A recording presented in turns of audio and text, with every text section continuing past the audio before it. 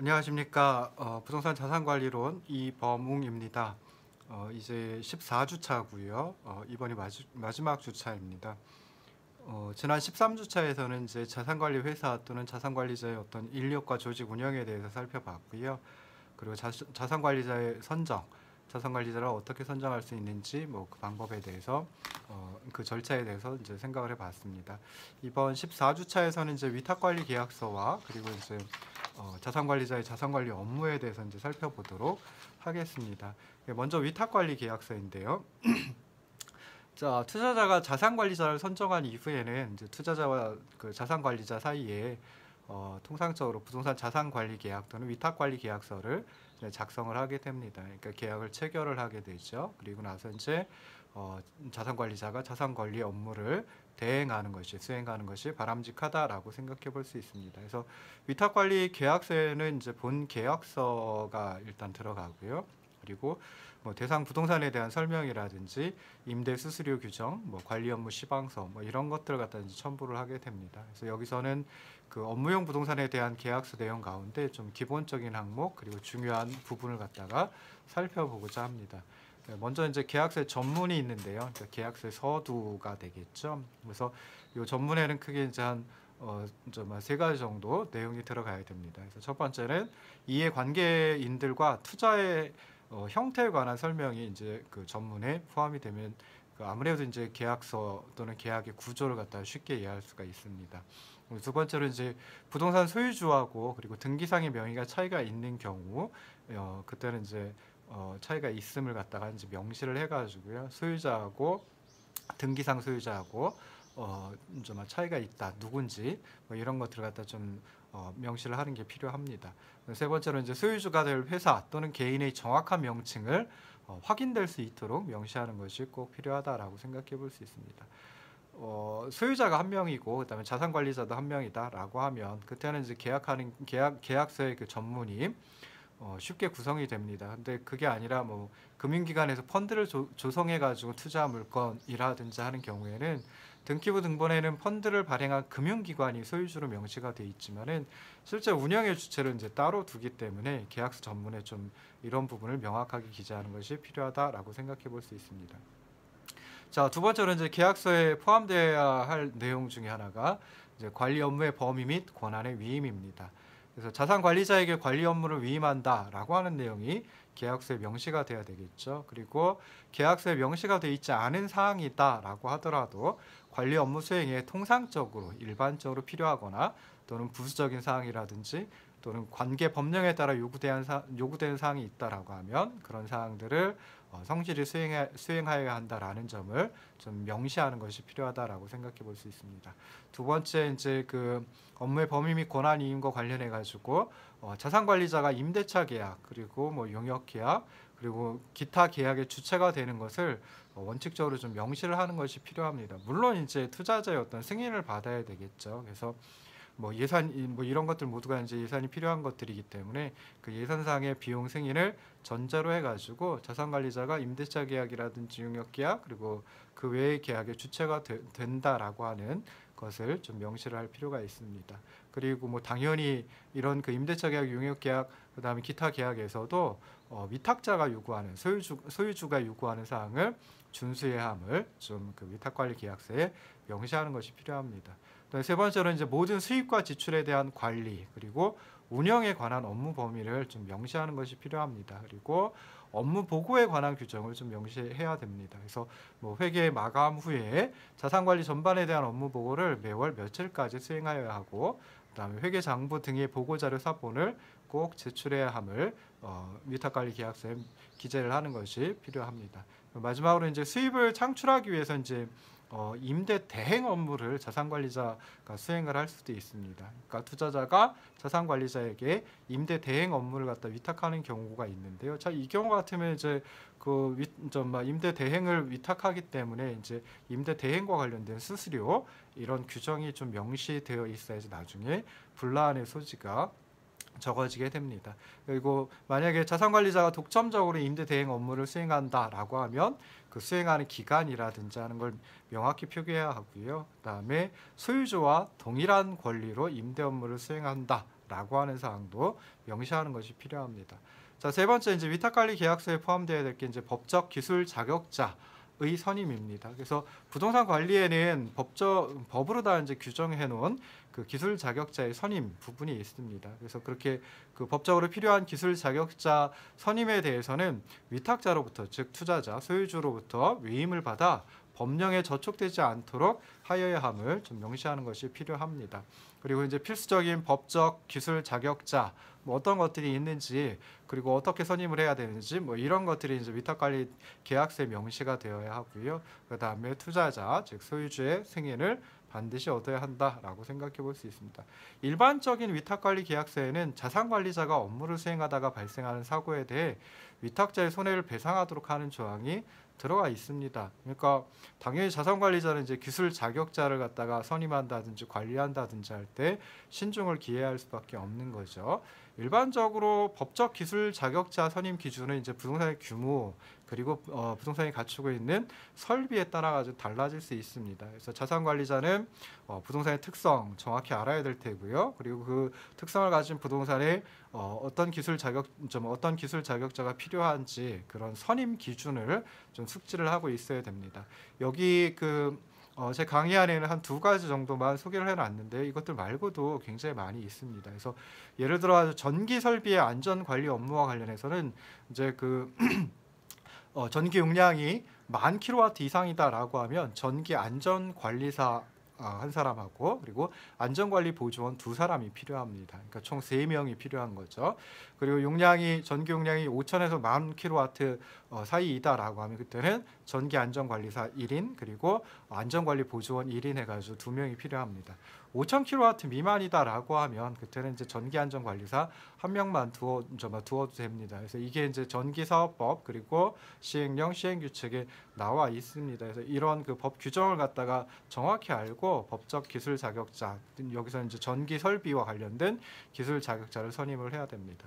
그 다음에 뭐 2번째가 이제 소방 안전 관리 업무인데요. 그래서 이 경우 같으면은 그 소방 기술사, 소방 시설 관리사, 소방 설비 기사, 소방 설비 산업 기사, 그다음에 소방 안전 관리에 관한 시험에 합격한 사람, 소방 공무원으로 근무 경력이 있는 사람 가운데 소방 안전 관리자를 선임을 해야 됩니다. 그리고 경력과 같은 기준이 따라옵니다. 그래서 특정 소방 대상물을 보통 이제 특급, 1급, 2급, 3급 해가지고 부동산의 규모에 따라 가지고 나눠 놓고 있는데요. 그 특정 소방 대상물의 종류에 따라 가지고 경력 등의 기준이 서로 다르기 때문에 이것도 이제 잘 살펴봐야 됩니다. 그래서 이 소방 안전 관리 업무와 관련된 안전관리자 선임하는 것은 화재 예방, 소방 시설 설치, 유지 및 안전 관리에 대한 관한 법률 그리고 시행령에 자세히 나와 있습니다. 그래서 이런 그 각각의 법령들도 좀 잘 알고 있어야 되겠죠. 자, 위탁관리계약서에 포함될 4번째 것은 이제 관리 업무의 위탁입니다. 그래서 자산관리자가 자산관리와 관련된 모든 업무를 갖다 다 도맡아 할 수는 없겠죠. 그 중에 일부는 이제 제3자에게 위탁을 할 수도 있습니다. 그래서 자산관리자가 관리 업무를 충실히 수행하기 위해 계약서에 표기된 각 부분의 건물에 관련된 관리 업무를 자신의 책임하에, 본인의 책임하에 제3자에 일부 위탁할 수 있습니다. 그래서 일반적으로 이제 기술적인 업무 같은 경우에는 그때는 이제 관리 업무를 제3자에게 위탁하는 경우가 많이 있습니다. 그래서 이런 그 관리 업무의 위탁, 그러니까 자산관리자가 제3자에게 위탁할 수 있음이라고 하는 내용을 위탁관리 계약서에 넣어야 기재를 해야 됩니다.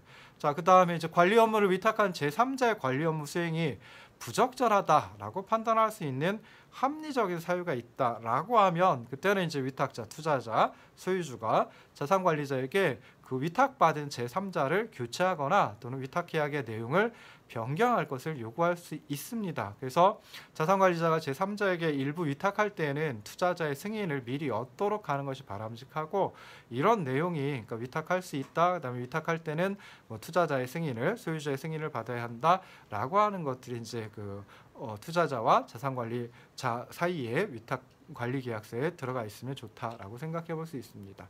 그 다음에 이제 5번째가 공사성 업무의 승인입니다. 그러니까 그냥 공사, 시설 공사라고 생각을 하시면 되겠죠. 그래서 관련 대상 부동산하고 관리 대상 부동산하고 관련된 공사성 행위가 있다라고 하면 이런 것들은 투자자의 승인이 꼭 필요하다라고 하는 조항이 위탁관리계약서에 들어가 있으면 좋습니다. 특히나 자본적 지출에 속하는 대수선 공사 같으면은 이때는 투자자의 승인을 먼저 얻고 진행하도록 하는 것이 바람직합니다. 그래서 자본적 지출에 속하는 공사는 이제 일단 규모가 굉장히 크겠죠. 공사 규모가 크고 그러다 보면 공사비가 많이 소요가 됩니다. 그래서 부동산의 어떤 원가 또는 부동산 관리의 원가를 상승시킬 요인이 있겠죠. 또 하나가 그 자본적 지출에 속하는 대수선 공사는 취득세가 발생을 할 수도 있습니다. 그러니까 대수선 공사 자체를 취득행위로 간주해가지고 취득세를 부과하는 경우도 있을 수 있거든요. 그래서 사전에 미리 시, 군, 구청 담당자하고 협의를 한 후에 진행을 하고요. 그 다음에 이렇게 이제 취득세가 발생하면 또 장부가에 영향을 미칠 수가 있습니다. 그래서 그런 것들을 좀 유의해야 한다라고 생각해 볼 수 있고요. 그 다음에 자산의 매각 시점이 멀지 않다. 그러니까 뭐 좀 있으면 이제 뭐 매각을 한다.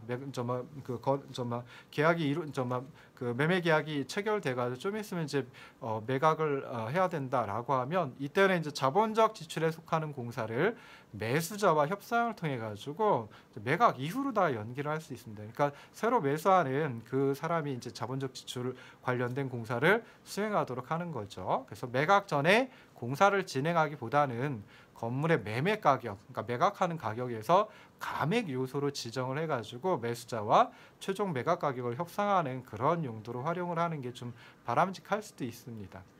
이제 이렇게 그 자본적 지출에 속하는 좀 규모가 큰 공사 이외에 단순한 보수공사 같으면 이제 그건 이제 관리 비용으로 올라가겠죠. 그래서 회계적으로 비용 처리하면 뭐 간단하게 해결이 됩니다. 그렇긴 하지만 이렇게 단순한 공사 같은 경우에도 투자자의 사전 승인을 얻는 것이 바람직하고 이런 부분의 내용이 위탁관리계약서에 포함이 되면 좋다라고 생각해 볼 수 있습니다. 자, 그 다음에 이제 좀 중요한 게 비용의 부담이죠. 그래서 여섯 번째가 이제 비용 부담은 위탁자, 즉 투자자, 소유자와 그리고 자산관리자 사이에 좀 명확하게 규정을 해놔야 됩니다. 그러니까 뭐 예를 들어 어디까지는 그 위탁자가 비용 부담을 해야 되는지 뭐 이런 것도 이제 필요하고요. 그다음에 또 하나는 이제 자산관리자가 청구하고 난 다음에 위탁자가 어떤 일정한 지급일을 정해가지고 꼭 그날에 지급해야 된다. 뭐 이런 것도 이제 그 위탁관리계약서에 포함이 되면 좋습니다. 그래서 뭐 지급일을 갖다가 정해놓지 않는다라고 하면 위탁자 즉 소유주가 좀 그 지급 시일을 갖다 좀 차일피일 미룰 수도 있겠죠. 그래서 그런 규정이 좀 그 위탁관리계약서에 들어가면 좋다라고 생각해 볼 수 있습니다. 그래서 위탁자와 자산관리자 사이에 정확히 규정해야 할 비용의 범위는 뭐 예를 들어 가지고 첫 번째 전기료, 전화료, 상하수료, 그 다음에 유류, 가스 등의 에너지 비용, 그리고 제세 공과금 이런 것들은 이제 자산관리자가 지출을 하고 그 다음에 위탁자에게 청구를 하면 위탁자가 그 다음 달 며칠까지 지급한다. 뭐 이런 식으로 이제 들어가 있어야 되겠죠. 두 번째가 이제 자산관리자가 업무 수행을 위해서 수요하는 뭐 소모품, 수선비, 정기 점검 보수비 뭐 이런 것도 이제 투자자가 부담을 하는 게 바람직할 테니까 포함이 돼야 하고요. 세 번째, 위탁자가 외주를 승인해 가지고 그러니까 제3자에게 그 관리 업무 일부를 갖다 다시 그 위탁을 하는 거죠. 그래서 이렇게 그 위탁자가 외주를 승인하고 그래서 자산관리자가 시행한 뭐 어떤 공사비라든지 보수비라든지 아니면 그거에 따른 자재 비용 이런 것들도 이제 위탁자 즉 소유주가 자산관리자의 청구에 따라서 지불을 하는 것이 바람직합니다.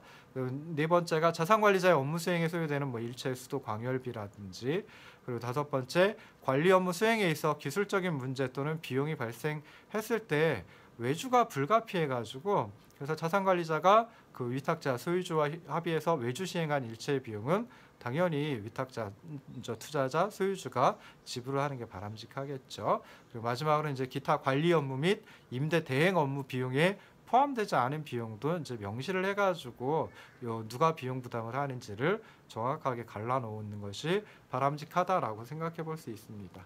자, 일곱 번째는 이제 위탁관리계약서에 포함될 일곱 번째 사항은 보험의 가입입니다. 그래서 자산관리자가 이 보험에 가입하는 게 꼭 필요하다.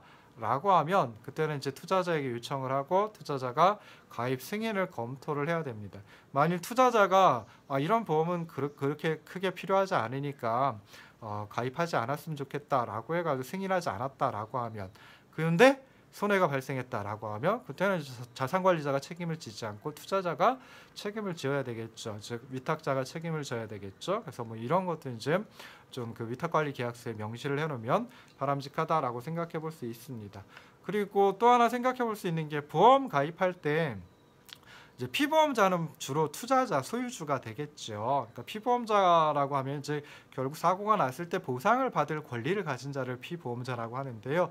그 피보험자에다가 자산관리자를 포함시키는 것이 허용되면 포함하는 것이 이제 바람직하다라고 생각해 볼 수 있습니다. 그래서 피보험자의 자산관리자가 이제 포함이 된다라고 하면, 그러면 이제 사고 처리를 좀 원활하게 할 수가 있고요. 그다음에 제3자, 주로 이제 보험회사가 될 텐데요. 제3자의 그 구상권 청구로부터 서로 보호받을 수 있다. 즉 자산관리자가 보호를 받을 수 있습니다. 그렇기 때문에 피보험자의 자산관리자를 포함시킬 수 있으면 포함을 하는 것이 바람직하다라고 생각해 볼 수 있습니다. 근데 이제 개인 투자자 같은 경우, 그러니까 소유주가 한 명인 그 한 사람인 자연인인 그런 개인 투자자이다라고 하면 그때는 자산관리회사 또는 자산관리자를 피보험자로 등재시키는 걸 좀 꺼릴 수가 있습니다. 나중에 보상을 받을 권리를 자신과 더불어서 다른 그 자산관리자까지 포함시키는 게 좀 꺼려질 수도 있겠죠. 그렇긴 하지만 만약에 화재가 발생해가지고 뭐 화재보험회사에서 니네가 잘못해서 자산관리회사 또는 자산관리자가 잘못해가지고 화재가 발생했으니까 보험금 지급한 걸 다 물어내라, 구상권을 행사한다라고 하면, 그러면 자산관리회사나 자산관리자 입장에서는 자신의 직원들에게 급여를 지불하지 못하게 될 테고요. 어려워지니까, 경영이 어려워지니까요.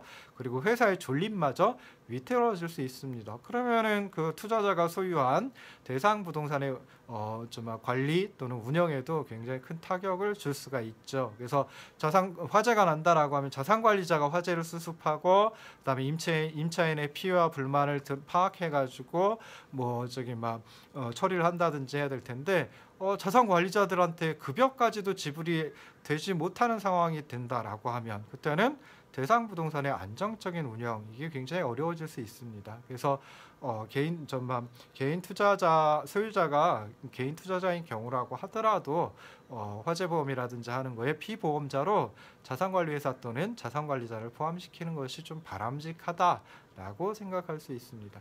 물론 이제 그 직접적인 원인, 여기서 화재 같으면 화재의 직접적인 원인이 자산관리자에게 있다라고 하면 당연히 이제 투자자는 자산관리자에게 손해배상을 청구할 수 있겠죠. 자, 그 다음에 위탁관리계약서의 내용 중에 또 하나 포함되어야 될 게 이제 계약의 해지입니다. 그래서 자산관리자 또는 위탁자 가운데 어느 일방이 위탁관리 계약을 해지하고자 할 때도 있겠죠. 그래서 그럴 때는 이제 계약서에 먼저 사전 고지 기간을 명시를 하고, 그리고 이제 그 사전 고지 기간 이전에 상대방에게 해약 의사 또는 해약 의사와 사유를 좀 서면으로 통보해야 한다라고 하는 그런 규정 또는 조항이 요 위탁관리 계약서에 들어가 있으면 좋습니다. 그래서 일반적으로 보통 투자자가 위탁관리 계약을 해지할 수 있는 조항, 위탁관리 계약서에 명시를 하는데요. 보통 이제 한 4가지 정도를 명시를 합니다. 그래서 첫 번째, 투자자의 기밀을 누설했다든지 아니면 투자자의 업무를 방해했다든지, 부동산 내에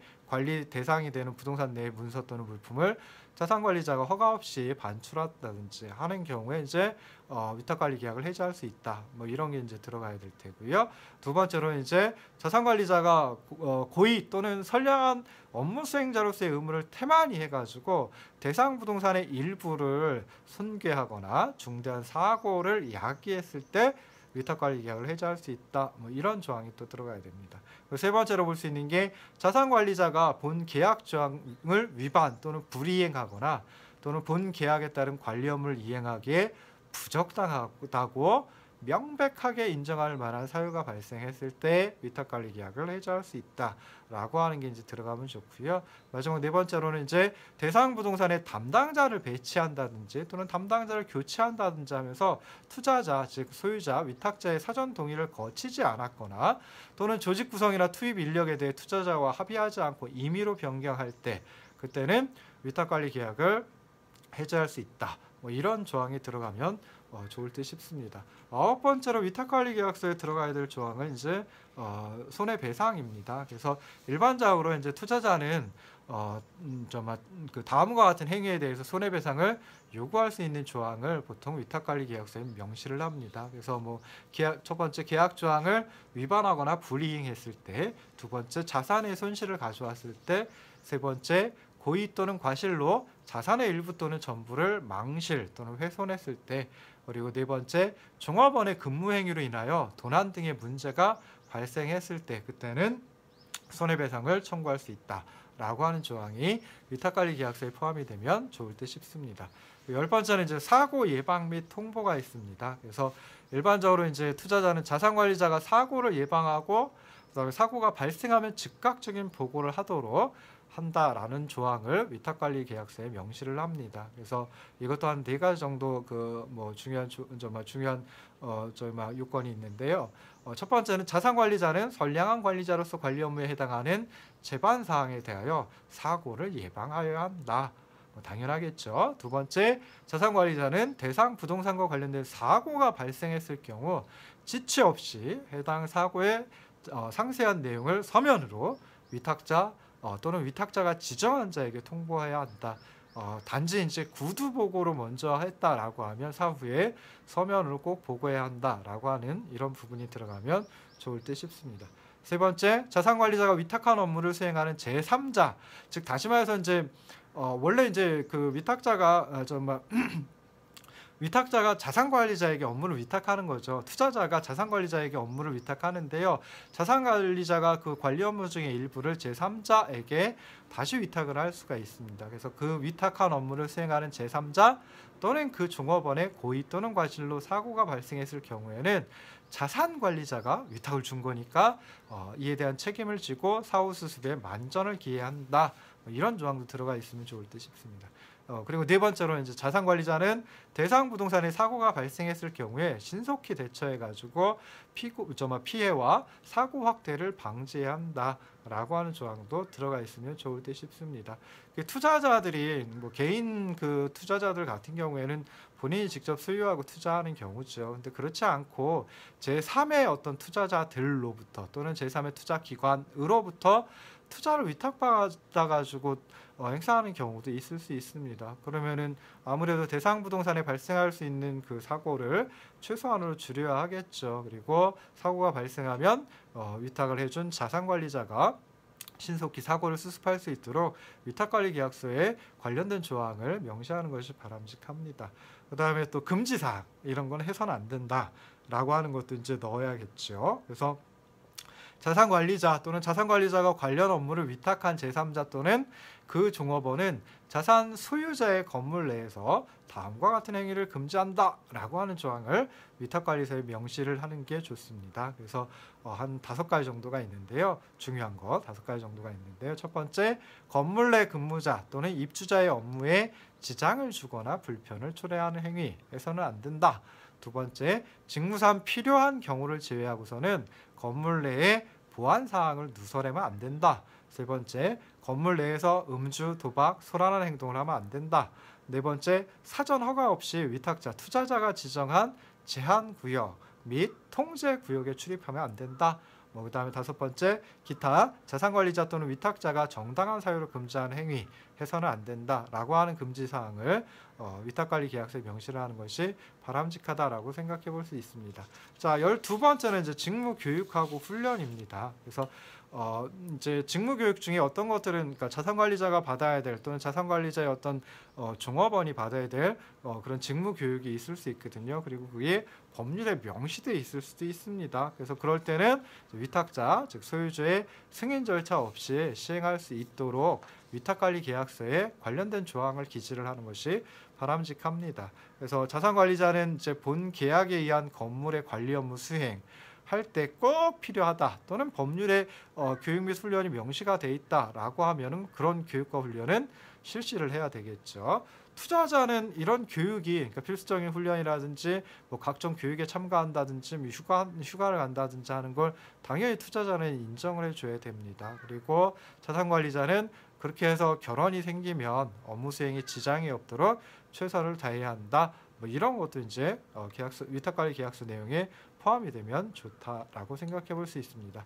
그리고 이제 세 번째로 계약 기간 중에 자산 관리자의 종업원이 능력 또는 자질 면에서 관리 업무를 수행하는데 좀 적합하지 않다라고 판단해 가지고 교체를 요구한다라고 하면 그 종업원의 업무 수행을 즉시 중지시키고 대체 인원을 투입해야 한다. 뭐 이런 조항도 이제 들어가 있으면 투자자의 입장에서는 좀 좋다라고 생각해 볼 수 있습니다.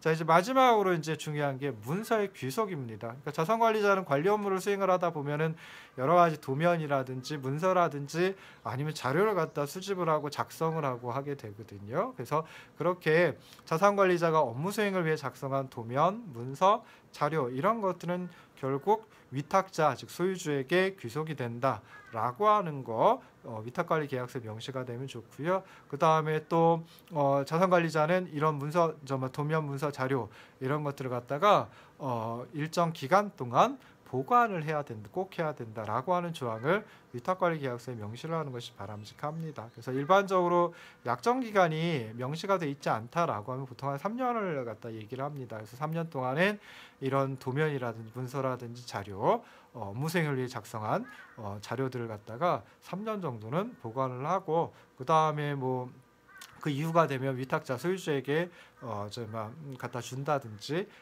이관을 한다든지 할 수 있겠죠. 이렇게 해가지고 한 13가지 중요한 계약서 내용에 대해서 이제 한번 살펴봤습니다. 근데 이것 말고도 이제 추가적인 어떤 특별한 특약이 있을 수도 있겠죠. 그래서 그런 특약 등을 첨부해가지고 위탁관리 계약서를 완성을 하고요. 그 다음에 가장 중요한 게 이제 관리 수수료겠죠. 자산관리 수수료 또는 재산관리 수수료가 될 텐데 수수료 관련된 조항도 위탁관리 계약서에 이제 협의를 통해 가지고 좀 명시를 하는 것이 바람직하다라고 생각을 해볼 수 있습니다. 잠깐 쉬었다 다시 돌아오도록 하겠습니다.